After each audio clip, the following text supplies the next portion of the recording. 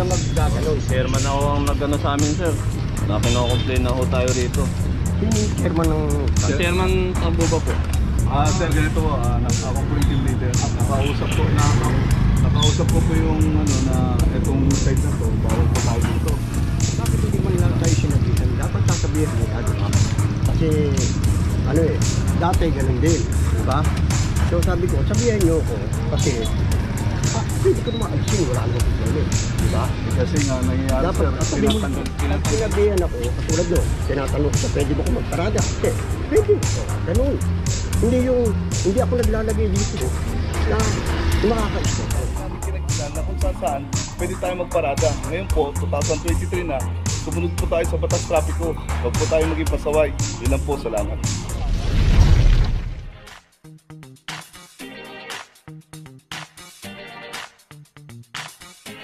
Papajo TV!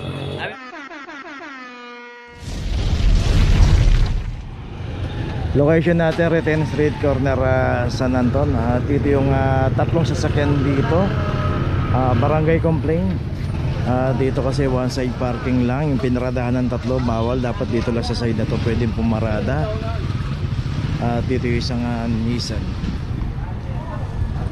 Ikutan ba natin? Nissan X-Trail 2369. Isang Hyundai Accent. Talaga, kasama na bilang yun. Bakit pa? Kaya kung ma-painting yun. 001. Saka yung isang taxi rito 2372. Ano to? Reten? Reten, San Anton.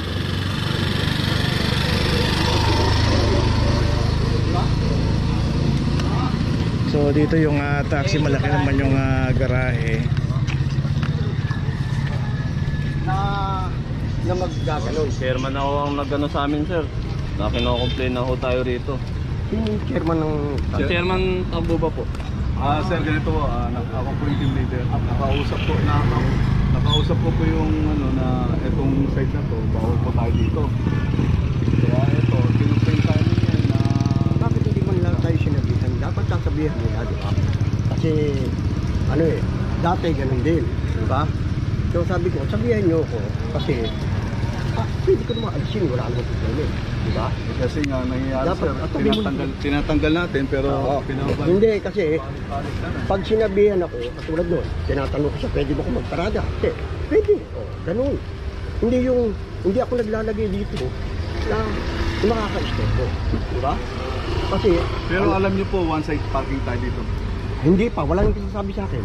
Kasi pag may nagsabi sa akin, kuya, sumusunod tayo, di ba? Hindi tayo, hindi Ganito tayo... na sir, kung may complaint tayo, ano na lang po natin sa office. Ay natin complaint natin. Sige. Sige. Okay, so yun nga, no, narinig natin dun sa may-ari ng sasakyan na dapat sabihan sila, pero dapat hindi na dapat sabihan. Kung talagang meron tayong garahe, huwag na muna nating itambak sa kalsada yung ating sasakyan. Kasi kahit na may nakikita tayo may nakaparada rito, yan naman din pagka kinomplain din yan, huhulihin din yan. Kahit sabihin natin may one side parking dito. So advantage na yun kung meron tayong garahe, pasok na lang natin. Kaya merong pasabi, kaya walang pasabi, pasok na natin.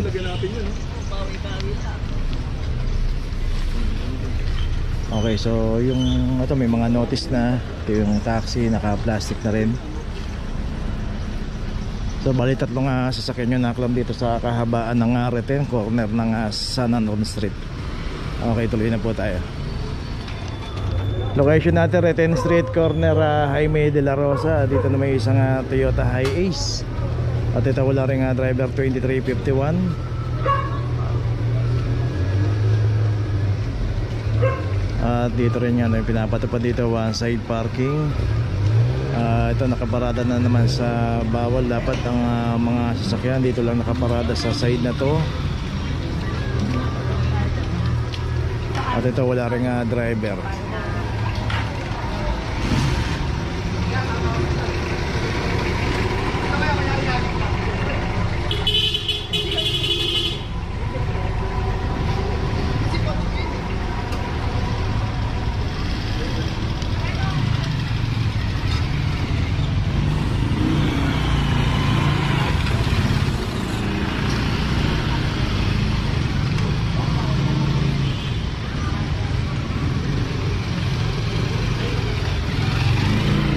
ito meron na rin notice na lagay nila.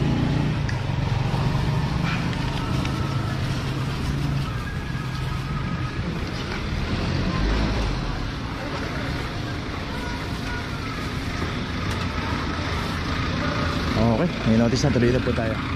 Location natin Blooming Street Extension, corner G2000, at dito naman yung isang Nissan Sentra. At ito, Center Island ulit ang pinaradaan nito, 2353. At ito, wala ring driver. So yung mga nagparadahan dito, yun, nag-iikutan na. At yung makikita natin yung tambak ng mga nakaparada ron, kasi ginagawa po yung kalsada na yun, yung pagtawid na yun. Kaya dito nagka-counterflow sila, kaya ginawa na naman paradahan yung ginagawang kalsada.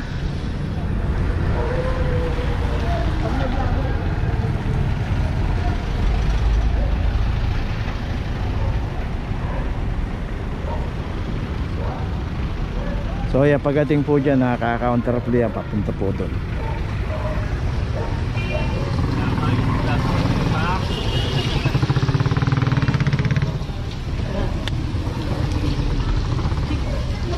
Yay! Plastic sana.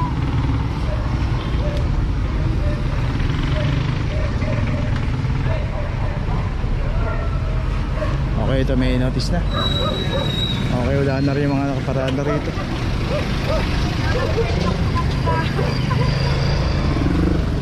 Nagliparan na yung mga nakaparada sa Center Island. At ito, naiiwan yung isang sasakyan, Nissan Sentra. So yun nga, kay chairman nga, yung naklam na kulay green. So ganun pa man, naklam na to, walang driver. Okay, tuloy na po tayo. Okay, siya natin Alfonso Mendoza, corner Remeo. Dito yung isang Fortuner. Ito, nakaklam na 2372. Saka yung isang ambulansya rin dito, 2373. Ito, wala rin driver. Dito yung isang Fortuner. Dito makikita nga natin, no, yung pinaradahan nito. Yan, bike lane. Dito rin yung isang Fortuner, 2375.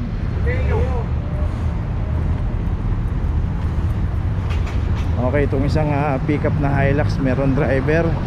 Pero yung CRV yun, walang driver.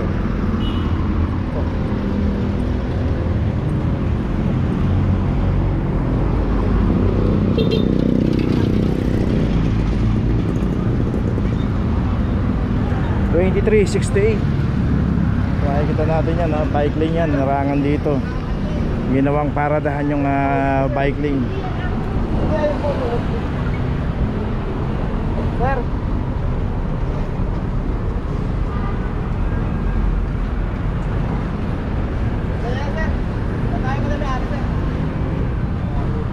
bike lane sir oh. Nakabawal dito sir, pumarada.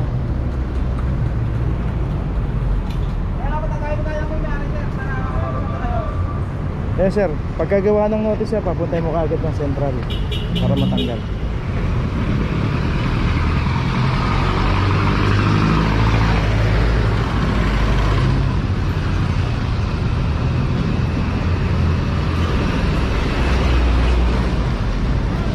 So lahat ng nakahilera dito sa kahabaan ng Alfonso Mendoza at dito nga pati yung bike lane hindi na pinatawad. Ito pala, pati yung isang tanker dito ng gasolina.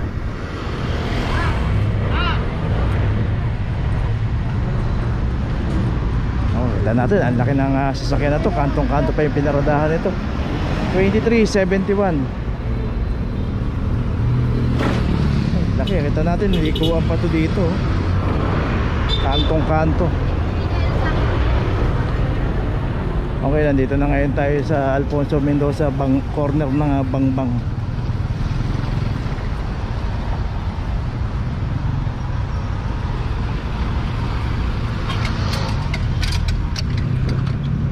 Okay, saka isa pang tanker din dito.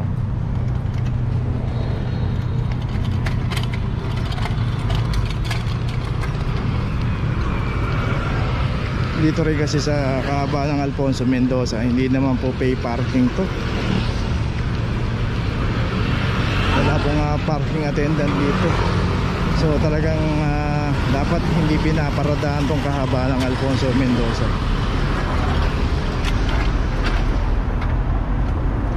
(23-27)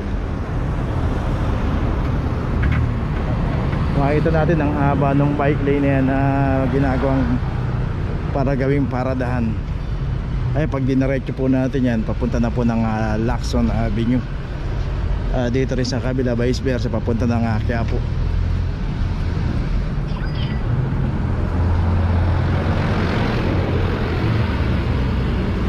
So dalawang tanker yun na clamp dito.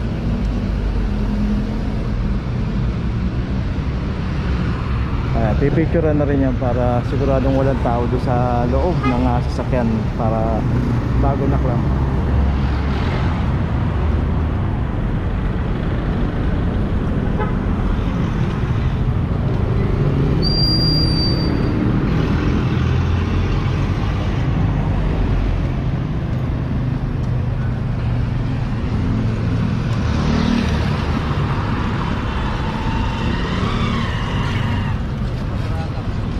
So dito nga kasi makaparada lang tayo kahit na bawal pumarada dahil ka mabuhay lang nga itong kahaba ng Alfonso Mendoza. At isa pa yun nga, pati nga yung linya ng mga bisikleta rito. So yan nga, dapat nadadaan na yan kung kagaya na hinarangan natin yan, ang mga siklista natin lalabas dito. Oh. So pagka lumabas dito yan, yung mga sa mga dumadaang mga sasakyan dito na mabibilis. So Diyan ba to? Diyan.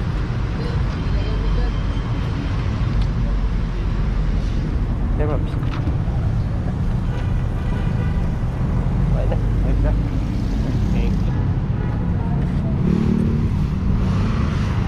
Kabagay, di na sila mahirapan kasi yung Central Market nandyan na lang po.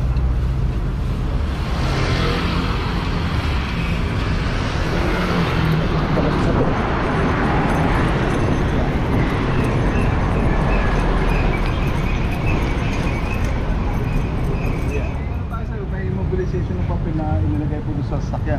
Tapos, ngayon po dadalhin nyo yun para pakita doon sa office.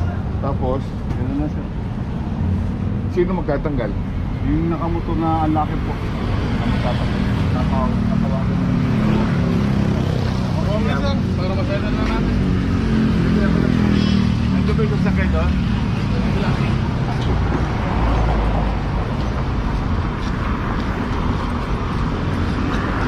Okay, tuloy na po tayo. Okay, nandito na ngayon tayo sa opisina ng clamping sa impounding dito sa Central. Dito na po nagtatapos ang ating vlog. Maraming salamat po sa mga subscriber, sa mga viewers, sa mga napadaan po sa ating channel. Maraming salamat po sa mga suporta nyo. Sa mga hindi pa po nakakapag-subscribe, subscribe na po tayo mga kabayan.